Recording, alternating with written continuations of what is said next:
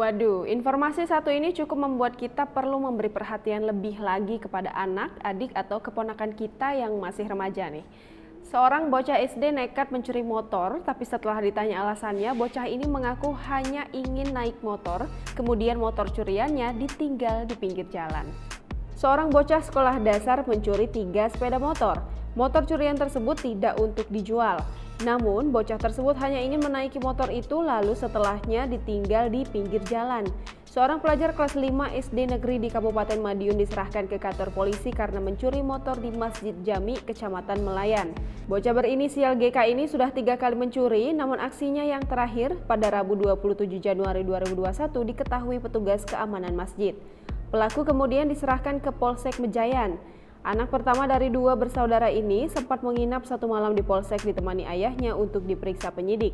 Kapolsek Mejayan AKP Sigit Siswandi ketika dikonfirmasi mengatakan dari hasil pemeriksaan pelaku mengaku 2 motor yang ia curi tidak dijual namun hanya dipakai kemudian ditinggal di pinggir jalan.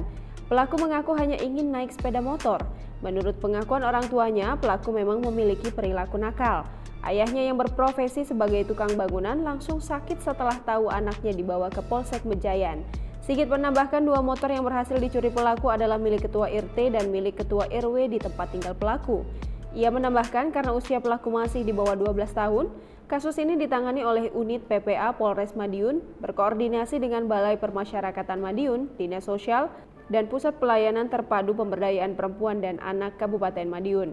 Saat ini pelaku sudah dikembalikan ke orang tuanya, selanjutnya pihak Bapas dan Dinsos akan melakukan penelitian masyarakat dan dibuat resum.